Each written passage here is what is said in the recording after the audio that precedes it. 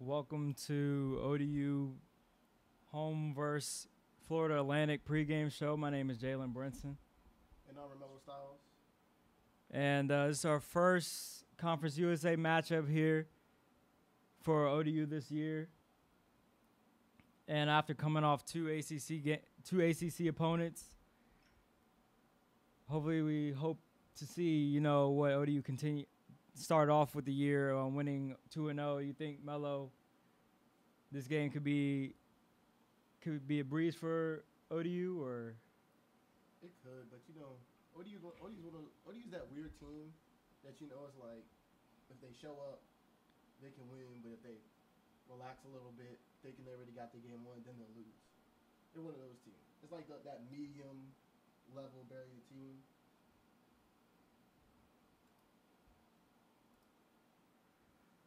I agree with you. Even though ODU got blown out by both North Carolina and Virginia Tech over the past couple of years, we have been pretty good versus Conference USA teams, and the whole point of facing Power 5 conferences as a Conference USA opponent is to basically warm up and see what you got, and then once you get to the Conference USA, the competition level is obviously going to decrease. Yeah, you would definitely think that those games helped ODU more than hurt them, because I don't think anybody really expected them to win those games. Anyway, realistically speaking, nobody expected them to win it. I know you guys call me crazy, yeah, whatever. But so you would think that those games up their level of play, that just make them that much better than Right. the Conference USA teams. So my question for you is Ray Lowry back this week or no? No, from all reports and from what Coach WODU say, he's done for this season. Wow. Yeah, hamstring, and running back in a hamstring is like the worst thing you could get. Exactly. But this is more like ODU versus Last Chance U. I don't know if you're aware. Yeah. John Franklin III, the quarterback for Last Chance U, is a starting receiver, I believe. I think he's the only one there that actually starts. Yeah. So I know Tim Bonner is there. Defensive end. I think he plays special teams. And there was The quarterback, right? But he don't. Yeah. Yeah, but I think there was one more person. I think he got arrested. Oh yeah. I think he got arrested. So, and then of course you have the big coach Lane Kiffin that everybody knows. So of course this is, I think, how many years this in the conference? His first. Yeah, first his year. First FAU, right? Yeah. So so I'm pretty sure he wants to win the conference his first year in, since he's been to Alabama, he's coached at the NFL level. So I'm pretty sure this is a conference that he wants to take over, and he believes he has the team to take over. So our starting quarterback this week is still. It is still Stephen Williams, a freshman, 17 years old. So I think over the beginning of the season, it was always like this decision where like who was going to play quarterback any given possession. But I feel like Coach Wilder, I guess, even though they haven't won a game in the last two games, I guess Stephen Williams is basically his starting quarterback from here on out for the rest of the season. Yeah, with good reason. I mean, let's be serious. With good reason. The game we saw him in was North Carolina, and he definitely made an impact when he was on the field. He stretched the field, and then he threw no interceptions in the Virginia Tech game. So for a 17-year-old true freshman to come in and throw no interceptions against a top-ranked ACC team in Virginia Tech is pretty good. Yeah, I'm just because it's hard. I mean, there's some teams that can do it, but it's hard to have a dual threat quarterback option or even three where you don't even know each possession who's going to come in the game. So Stephen Williams being in there, he's just going to get more experience as the season continues. Yeah, most definitely. And I got to speak to Brandon Simmons this weekend, the senior running back. And so, it's like about 3 running backs that see the field. So it's him, Jeremy Cox, and Frank Jackson. And Jeremy Cox is supposed to be a little banged up. So you'll probably see a lot of Frank Jackson. You'll probably see a lot of Brandon Simmons today. And with Ray Lowry out for the rest of the year, is it still going to continue to be like a run first team, or you think Coach Wilder is going to give Williams a little bit more, open up the playbook a little bit more for him as the year continues? From what Brandon was saying, that the running game is going to be the spark for the offense. If they get the running game going, then the passing will open it up for Steve. And so you assume that Duhart's gone for the year. Mm-hmm. So it's just his number one threat is Travis Fulgham. So defensively scheming, FAU already knows that. So it's going to be a lot of Steven can stretch the field, and I want to see if they're going to use Harper, Isaiah Harper. Yeah, the speed, kick returner. Yeah, that speed, and see if they're going to use him to stretch the field a little bit, which should be interesting. I mean, we're coming off, ODU having a goose egg versus Virginia Tech, but it's hard to, produce an offense when your top passing threat and top running threat is out of the game. So, is there like a number one guy yet that's replacing Lowry and Jonathan? Or is it just all a collective group trying to come together? It's going to be running back by committee. It's going to be, I'm assuming, who has the hot hand. And that's who's gonna tote the rock. And then receivers, I mean, it's Travis. Travis is the number one guy out there. That after that, just whoever steps up. So how many points do you think ODU is gonna have to score this game to pull it out? Not a lot. I'm saying 21, between 21 and 28. Because I mean, their defense hasn't really lacked off all season. I think granted, they gave up 38 points, but it was to Virginia Tech.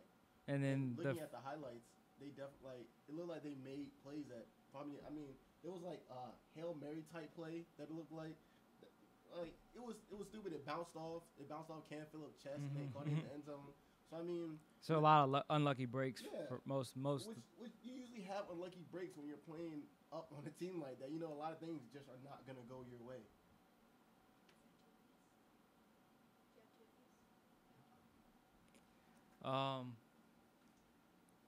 But yeah, ODU's defense has been pretty consistent and solid throughout the year. Besides, the first half versus UNC, but they were holding their own early against Virginia Tech defensively until it got to be too much later in the game. You can only do so much at Virginia Tech if you're not putting points on the board. So, but again, like I said, the defense has been pretty good all year. So. I do agree with you, Melo, that I mean we can score between that 20-25 range. I think we can hold FAU under 20 points defensively as long as Steven Williams does what he's been shown to do, and that's being able to take care of the ball on offense. Yeah, and that Brandon Addison, John Franklin, the third matchup should be interesting. I mean, when Franklin is on the outside, I would assume that they use. I hadn't watched any film on, but I'm assuming they're using him as like that gadget type guy. Probably a lot of jet sweeps and. Line up in the slot. He'll probably line up around the field. So I don't believe ODU is the type of team that's going to follow him with their number one corner. So they're just going to play their system defense, that base defense that they have, and just hope that they're in the right place at the right time. That's true. I haven't watched a lot of film on him either since he's been at FAU, but I mean, I wouldn't be surprised they would line him up in the wildcat, use his arm. He was also a quarterback before a receiver, so you never know where he might line up in any given formation.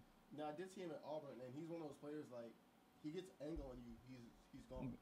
Like, you're not going to catch him if you take the wrong angle. Like, he's gonna get there, and he's going for 6.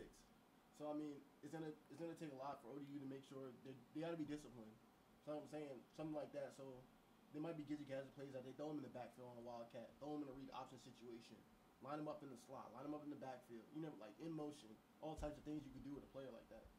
So, again, going back to the previous 2 games versus the ACC opponents, O'Shane hasn't been able to, make that great impact that he's used to producing on defense. The defense as a collective group has been playing a great job, but O'Shane hasn't been able to get in the backfield the last 2 games. So you think this could be a bounce back game for him, like maybe 2 or 3 sacks tonight? Most definitely. I mean, watching film for the Virginia Tech game and even North Carolina game, a lot of times they shifted their protection to his side, or he was getting chipped by a tight end or a running back. Right.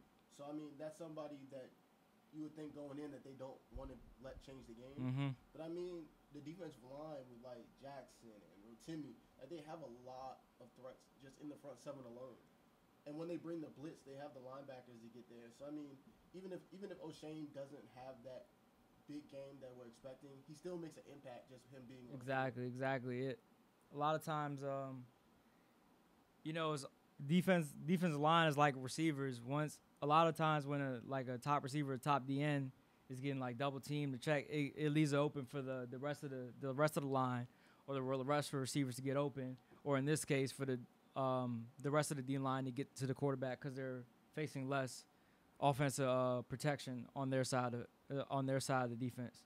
So what are you looking at? What are you looking for ODU today? Like, what do you want out of it today? Today, I just want to see the steady climb and production of Stephen Williams. Of course, we're still gonna rely on the running back tandem or collective group, but I just want I want to see Stephen Williams continue to take care of the ball, and I feel like in this game, if Stephen Williams protects the ball and doesn't throw any interceptions, I feel like it could be a comfortable win. So, how much do you think that ODU needs to keep FAU to? I feel like no more than 20 FAU could score for us to win this game because, we haven't been blowing the doors open for our offensive production throughout the year. So I feel like if we can't keep FAU under 20, we could be in trouble. Yeah, I agree. I mean, there's just a lot of factors. It's nice weather, so I mean, you might see a lot of. There shouldn't be. I'm wondering if there's gonna be a shootout. Me too. That's what I was thinking. I was like, but I'm just going off like previous games. It's just that ODU's offense hasn't been able to spark yet. But I agree with you. It could potentially be a shootout if ODU's offense starts clicking and then the defense starts slacking a little bit, seeing that the offense is putting up points. They might slack off a little bit. But even if it is a shootout, I feel like ODU will still win this game. It might be just one of those things that, like, I don't know how the crowd's going to be today. I know a lot of students are gone this week. It is fall break. So I'm wondering how much home field advantage is really going to play in their favor. I think it's just going to be one of those things like who's the better team, who come into play. That student section of ours can get pretty rowdy when it's full to capacity, but I feel like the alumni and parents of the players can, keep it rocking for the loss number of students this weekend. And if we get off to a good start, that's always gives an incentive for the crowd to get going early. Yeah, I definitely think that this being not really a late game, but 6 o'clock kickoff, that you have a lot of people that might not be able to make the usual 3 o'clock, 2 o'clock games that will definitely show up. Who is the quarterback for FAU? His last name is Parr. That's why I was like, when I was looking at the stat leaders for FAU, that name didn't come to mind when it came to like the Last Chance U quarterback. Mm-hmm. So that's why I figured, Last Chance U quarterback didn't start. After I watched the Last Chance U over the summer, I swear I saw that he was going to start for FAU, but I don't know what happened. I don't know if he's hurt or this Parr guy came out in training camp and just produced. Who are you expecting to be the quarterback? There's also, you were talking about the Last Chance. There was a Last Chance U quarterback from this past season from East Mississippi that enrolled to FAU as well. I don't remember who it is. Me too. I know he went to Florida State just like John Franklin, but I can't remember. Johnson. Yeah. Johnson, the quarterback from Florida State. I think he got like in a fight or something like that. That's why he got kicked out of Florida State. Yeah, so I had originally assumed he was going to be the starter this year. I did not know he was at Florida. Yeah. I think it's number 14. DeAndre Johnson. Yeah, That's who DeAndre it is. Johnson. Redshirt sophomore. Yeah. Oh, he's not the starting quarterback. I was surprised when I see that. That's why I mean, since we haven't watched film on any of their games this year, we don't know if he's like injured or something. But Is it really? I don't even know where did Parr come from. He's from the Florida area. He's also a redshirt sophomore. He just flat out beat Johnson for the job. It seems like, 'cause I mean, I'm not seeing anywhere that says he was hurt. Let me see. In his first action at FAU, he was 2 for 3 for 5 yards, 1 interception, added another 31 yards with his legs. So yeah, in that game he must, cause I remember Navy kind of whooped FAU in that game, so he probably came in garbage time. So yeah, it looks like Parr might have just beat him out for the job in camp this summer. That's interesting. But I mean, we still have to understand. I think Lane Kiffin's calling the plays there, so I mean, I wouldn't be surprised if you just see him thrown in at any point in the game, knowing that Lane Kiffin style. Exactly. You know, him using Johnson and Franklin in his different sets. That's the thing. You know, ODU's gonna have to watch out for, and the FAU offense is just, you know, the Lane style of play calling. You never know who we can send out there and what position. And you could assume that he took some things from Saban from last year, which, I mean, anything you could take from Saban, even if the sweat off his forehead would probably like give you a little bit of greatness. Yeah, you know? yeah. It's something that you could definitely take with you to wherever you go, and it will help out. Exactly. Let's see. We have like a. Okay, here we go. Yeah, so FAU's averaging 30 points a game this year, compared to ODU's 18 points a game. So, I mean, FAU's 2-3, winning on the Conference USA. FAU has played. You know, they've played their fair share of out of conference games, just like ODU. Yeah, they played Middleton, Bethune-Cookman, and they played Navy. And Wisconsin. Yeah, so okay, they played Wisconsin. I mean, shoot, they did better than Wisconsin than ODU. I mean, I think Virginia Tech's better than Wisconsin right now. Yeah, right. Yeah, right now I agree with that. Then they got whooped by Navy. How they averaging what? 30 points a game. How? How's that math work out? I mean, they're only. Oh no, because they scored 45 against Bethune-Cookman, and then they scored 34 in their loss to Buffalo. So I mean, I guess. And then 38. Yeah. So yeah, I think they only scored. The other team didn't do it. Scored. Yeah, and then they 19, only and 14. So yeah, that math. I'm about to say that math is not. Okay, it makes sense. So against I assume against good defenses, you know, they struggle on offense. But I mean, they scored 38 in their conference opener against Middle Tennessee State, who's usually good in Conference USA play. So I mean, I'm just trying to see here who's really playing that good for them.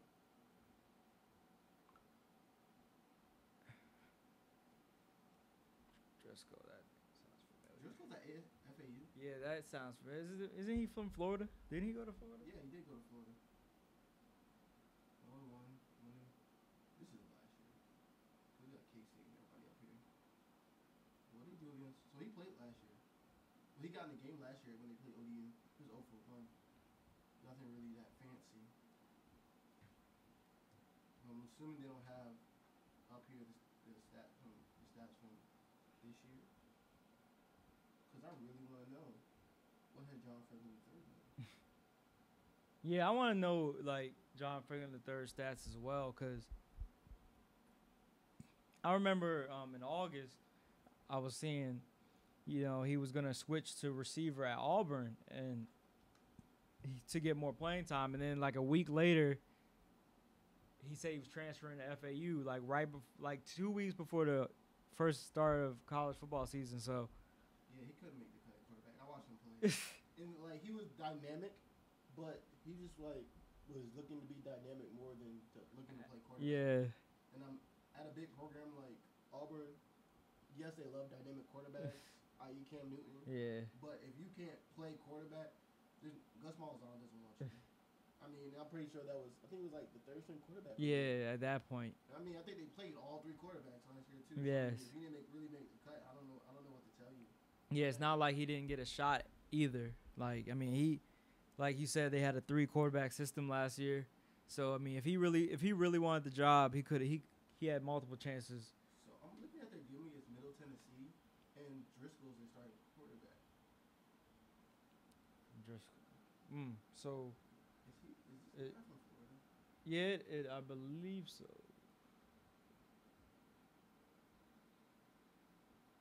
Or is he related? Because I'm not seeing. No, because he was there last year. He's been there. He's been there this whole year. I think this is the. Yeah, he's got to be related to that other. Yeah, brother Jeff also played quarterback at Florida. Oh, okay. Yeah, it's his brother. It's his little brother. So this is Driscoll, the little brother. Jason, he's 6'2", 210. Nice size quarterback. So yeah, I guess we're gonna have to find out who actually the starter is this year, because as far as passing yards leader, it's Parr at this point in the year. Is Franklin? What does he do? He's nowhere on. He didn't make a catch last week against Middle Tennessee. He's not in the rushing. Like, is he even on his team anymore? Oh no, Tom. This is. These are questions that need answers. Because why can't I find John Franklin III on this team anywhere? See if he's still on the roster.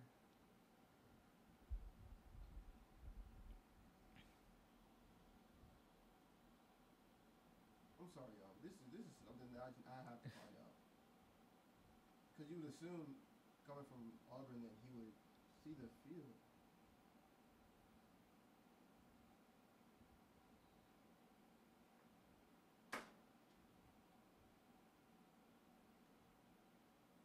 Yeah, he's on the team, number 12. 6'1", 186. Click him real quick. Let's see. Is he gonna tell me his stats? Because like.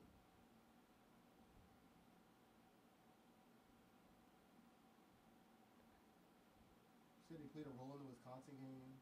Drew his first start in 2017 against Bethune-Cookman.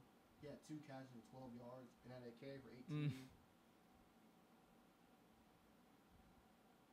Worked with the squad and used his legs in a reverse play. Okay, so he's gonna be a gadget player. I'm assuming he can't run routes, i.e. Des Bryant. Oh man. I'm assuming he's just fast. That's it. Because if you're supposed to be this dynamic player, went to Florida State, lost the job, went to ECU, Last Chance U, and I mean they almost won the title for that fight. Yeah. And then he went to Auburn, lost the job there. But I just thought that at a program like FAU, he would definitely see the field more, especially moving to receiver. But he's not. Bethune-Cookman was your first start, and all you had was 2 catches for 12 yards, and 18, and a carry for 18. So it's probably like a reverse or like a little toss, you know, like yeah, like. Then when he after had a reverse against Middle Tennessee, it was 16 yards. So it's one of those things that like the wide side of the field, you're gonna run him to, and you're gonna see if they can outbeat you to the sideline. I mean, so if the ODU defensive ends play discipline. Not even worried about. Like I'm not. I feel less worried. I assume Franklin's role for FAU is like Harper's role at ODU. I think Harper's better. Oh, Harper. Yeah, I'm saying like just like that little scat, wide out type back where you just try to get an open field. I think Harper sees the field more than that. Oh, most definitely, but. That makes completely no sense. I don't really know what Franklin's been doing at all his programs in college, but it looks like he never actually gets to start on a team for some reason. Like, cause I mean he had promising, that game that got him the Auburn scholarship and Last Chance U when he scored like 5 touchdowns in the first half. But other than that, I mean, he really hasn't done much since high school. I.e., he's a bust. I mean, not going to the league. I mean, I can see him like in arena one day. He's just fast. Yeah. And it's amazing because Lane Kiffin usually likes fast guys. So for him not to see the field and then the confusion between if Parr or Driscoll is going to be starting, I mean, either one, if it's from the Driscoll family, he's not really that mobile of a quarterback. He's a pocket quarterback. Knowing Jeff from Florida, I mean, I'm pretty sure he's anything like that. I'm pretty sure he's in the pocket quarterback. But we'll see in about an hour or so. But I mean, I think this is ODU's game. I really think just looking at the rest of ODU's schedule, they could possibly run the table. And then you're looking at what? Something in 2, 8 and 2, something like that. Yeah, I feel like, ODU's biggest challenge in the conference is going to be Western Kentucky. Basically every year that's their biggest rivalry after the fight last year when they went to Western Kentucky. It's going to be interesting to see what happens. But, yeah, like Melo said, I mean, I'm not going to straight give them that game, but the Western Kentucky game. But everyone else, just looking at it on paper, they could be like a 10-2, 9-3 team by the end of the year. Yeah, ODU's a legit team in this conference. I mean, I'm just thinking it's early in the season, really, and Steve Williams is just getting more and more reps, and the kid has a cannon. The kid can stretch the field. Yes. So it's not like now before when you had teams just playing up in the box, 8 men in the box, trying to stop the run, you have to respect. Like you have to respect his arm because he will throw the ball over your head, and he can run, and he's mobile. Exactly. So now you have a dual threat quarterback with, I believe, all the running backs that they play are legit. I believe Frank Jackson is probably the unsung hero in that running back core because every time I see him touch the ball, he's running somebody over, making somebody miss. And if Jeremy Cox is banged up as they say, I mean, even a banged up Jeremy Cox, still hard to tackle. But I mean, you would assume his carries go down because he was also on kick return. And then Brandon Simmons, you're not stopping him in that 5-yard span. He's small, but he's just strong. Yes. And so that 3rd and 4, 3rd and 5, 3rd and goal line area, Brandon Simmons is getting in the end zone. So and that's what you need with a true freshman quarterback. It takes the pressure off of him.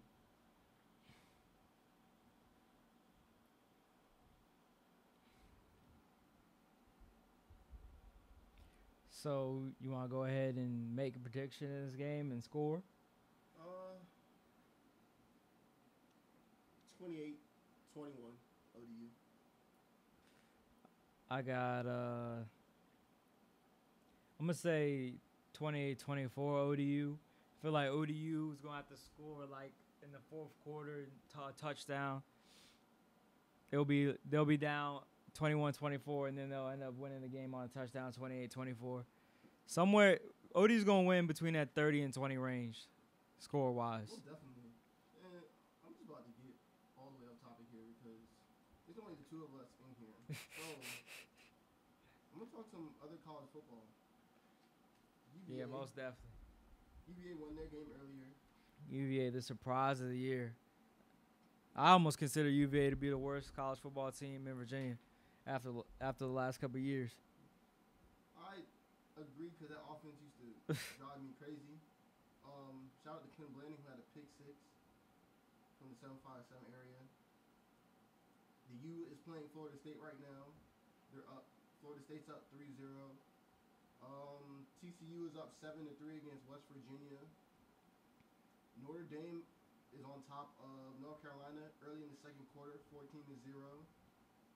LSU is on top of Florida, 7-0. That's probably gonna be a good game. For real. Ohio State, surprisingly, well, no, it's still mid 1st quarter. They're up 14-7 on Maryland. Do not sleep on Maryland. I'm just letting you know that right now. They're a team that will beat you.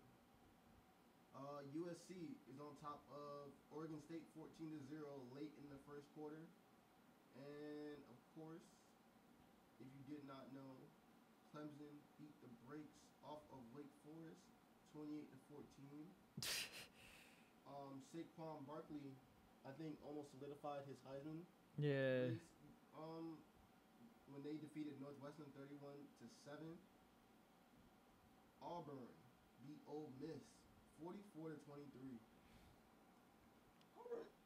Auburn is really surprising me. And Yeah, they really are. I did not know they were going to score this many points offensively. You know, they always got good defense. Gus Malzahn is probably like a really underrated coach in what he does over there. So what's the game tonight? 7:15 kickoff. Alabama versus Texas A&M. Sounds like a blowout. Just gonna be honest with you. Unranked. I mean, Texas A&M is About to say a 4-1 team. 2-0 in the SEC, but it's Alabama. I don't know. St. Nick. I mean, they are going. Texas A&M is not playing with Johnny Manziel. A good game tonight should be number 16 Virginia Tech is at Boston College. Boston College is 2-3, 0-2 in the ACC, and they are unranked. Another game tonight, probably the game of the night, is going to be Michigan State, unranked Michigan State versus number 7 Michigan. Michigan State is 3-1, and ranked Michigan number 7 is 4-0. What do you think about that game? That's a big rivalry. That's always a great game, but you know, Michigan almost lost to Purdue last week, but I haven't watched a Michigan State game this year. But you know, every time they match up, you never know what can happen. Yeah, and I don't know about you, but you trying to dish this ODU game, we can get tickets for Virginia Tech Boston College for $35. Just saying. Michigan State going for, they got 4 more left for almost $300. They keep that. What else we have? The 8 p.m. kickoff, number 11 Washington State plays Oregon. Oregon's coming back up on the rise. Not ranked yet, but that was 4-1, 1-1 in the Pac-12. That's always an interesting team. And this is the highest ranked I've ever seen Washington State in my life. Yeah. Number 11, Washington State.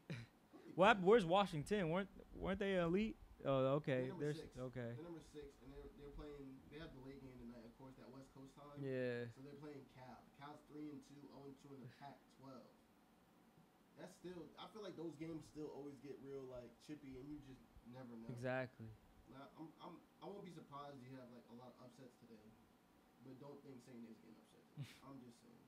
I feel like this is one of those things that I'm just not gonna bet against St. Nick, unless it's like Deshaun Watson, Clemson. I'm not even sure about this year Clemson, to be honest with you. So I mean, those are the games from around the globe. Who are you looking for today to make upsets? Well, my only upset today would probably be, Alabama's my team, but it's at College Station, so Sheesh. I don't know. That's always a good game too when those two teams match up against each other. So I didn't see Oklahoma coming, but I really did not see that. I just skipped over that, didn't I? Unranked Ohio State beat number 3 ranked Oklahoma 38-31. What in the world? Crazy. Their actual starting quarterback is their middle linebacker as well. Did not know that. So found that out today. So we're just gonna single-handedly just give that Heisman over to Sam. I mean, because I think Sam Darnold losing the other night that knocked him out. Because they shouldn't have lost that game. And that was a close game. So I think that knocked Sam Darnold out. So I think that busted the door open for Saquon Barkley. Baker Mayfield lost today, so he's out. You would just assume that if Saquon, I feel it's a safe bet to say Saquon's gonna be productive for the rest of the year. It's nice to see because when's the last time a running back won the Heisman? Since Derrick Henry, for real. So and not from Alabama. So that's nice to see. So Georgia's probably gonna move up since they beat unranked Vanderbilt, beat the brakes off unranked Vanderbilt, 45-14. So what are you saying? Georgia moving in the number 3 slot. I'll give it to Penn State. Penn State moved to 3, and then you say Georgia moved to 4. and Oklahoma drops to 5. I mean, you can't just knock them out of the top 5 that easy. I don't think. I mean, because who's number 5? Who's number 5 now? I think it's not Washington. Who is? Oh, number 5 is. Clemson's 2, Alabama's 1, Georgia's 5. So who's number 6? Number 6 is Washington. They play tonight. So and Washington plays Cal. I feel like Washington plays Cal. Oklahoma's gonna be bumped out of the top 5. They'll still be in top 10 though, but because I mean, if Washington, who's number 6, and Michigan, who's number 7, win tonight. Okay, so if Washington doesn't win convincingly against Cal, unranked Cal, you still bumping Oklahoma out of the top 5? I do, because I don't know. They lost to Iowa State though. Like that's one of the worst teams in the Big 12 at home. What's Iowa State's record? I think it's 3-2 now, right? 3-2, 1-1 in the Big 12. That's a tough drop from 3 to what? So you're saying 6, 7? Because what? Michigan's 7 now. Yeah, but I mean, after you get past, Wisconsin's undefeated. Wisconsin's 9. I wouldn't put them below Wisconsin. So you would drop them that far? No, I wouldn't put Oklahoma below Wisconsin. Yeah, so you're saying 6, 7, 8? Yeah, somewhere around there. Even if Michigan, let's say Michigan could lose this game against Michigan State. They could. That would drop them out of my top 10. And then that gives room for Oklahoma. It has to be that's 5, 6.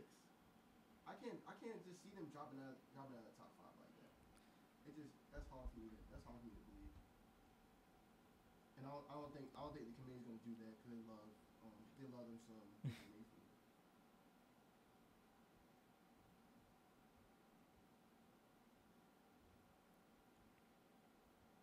Today is definitely a slow day. And it's dark outside. It is not supposed to rain. Whoa. Weather could be changing. We in the booth, so you know what I mean.